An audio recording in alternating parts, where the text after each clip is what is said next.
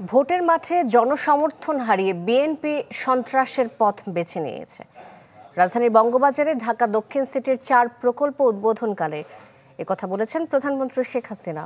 তিনি বলেন, 2008-এর নির্বাচনে মাত্র 30 আসন পাওয়ার পর থেকে দলটি নির্বাচন বিমুখ হয়ে পড়েছে। বিএনপি বাংলাদেশকে অস্ত্র চোরা কারবারের রুট বানিয়েছিল বলেও মন্তব্য করেন সরকার প্রধান। ধ্বংসের ক্ষত কাটিয়ে নতুন যাত্রা, ফের চালু হবে ভস্মীভূত হওয়া বঙ্গবাজার। একই স্থানে নির্মিত হতে যাচ্ছে বঙ্গবাজার পাইকারি নগর বিপণী বিতান। 10 তলা আধুনিক এ ভবনে পুনর্বাসিত হবেন অগ্নিকাণ্ডে ক্ষতিগ্রস্ত ব্যবসায়ীরা। দক্ষিণ সিটির এ প্রকল্পের নির্মাণ কাজ উদ্বোধন করেন প্রধানমন্ত্রী শেখ হাসিনা। এছাড়াও ভিত্তিপ্রস্তর স্থাপন করেন। প্রস্তরগুলো ব্রিজ থেকে রায়ের বাজার স্লুইস গেট পর্যন্ত, ইনার সার্কুলার রিং রোড, শাহবাগে হোসেন শহীদ সোহরাওয়ার্দী শিশু উদ্যানের আধুনিকায়ন ও ধানমন্ডিতে নজরুল সরোবরের। প্রধানমন্ত্রী তার বক্তব্যে রাজধানী ঘিরে নানা পরিকল্পনার কথা তুলে ধরেন। এ সময় কোরবানি ঈদ সামনে রেখে বর্জ্য ব্যবস্থাপনায় মনোযোগী হওয়ার আহ্বান জানান তিনি। নির্দেশ দেন রাজধানীর পার্ক ও জলাধার সংরক্ষণের। নতুনভাবে আবার দোকান করতে গেলে আমি জানি হয়তো কিছু সহযোগিতা লাগতে পারে, সেখানেও কতটুকু কি করা যায় আমি সেটা দেখব।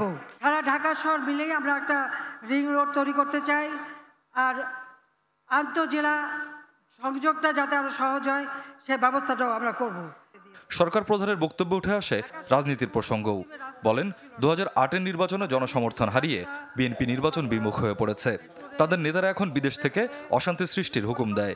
তারেক জিয়া তো অস্ত্র চোরা কারবারি মামলায় সাজাপ্রাপ্ত আসামি, ওখানে বসে এখন নানাভাবে ওই অগ্নি সন্ত্রাস দিয়ে মানুষ মারা, মানুষ খুন করা, আগুন দিয়ে মানুষকে পোড়ানো, এইসব কাজ করে বেড়ায়।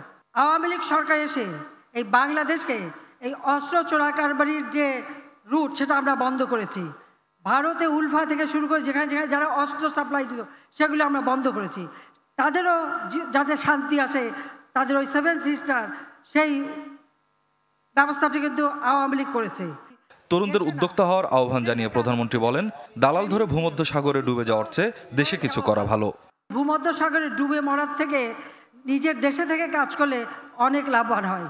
উৎপাদন বৃদ্ধির সাথে সাথে চাহিদাও বেড়েছে জানিয়ে সবাইকে বিদ্যুৎ ও পানি ব্যবহারে সাশ্রয়ী হওয়ার আহ্বান জানান শেখ হাসিনা। বিদ্যুৎ ব্যবহারে সাশ্রয়ী হন। স্বপ্নিল শাহরিয়ার শিশির, চ্যানেল 24, ঢাকা।